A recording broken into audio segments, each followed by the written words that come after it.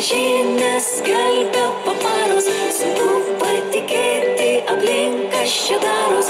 Žmonių judesys Pabaltyje matos, prasideda plėšimo čempionatas. Suplėšyt reikės tikrai ne suknelę, o gardžią ir kvepiančią sūrio lazdelę. Lietuvių laukia pieno skanėstai, dalyvaus su mumis latviai ir estai.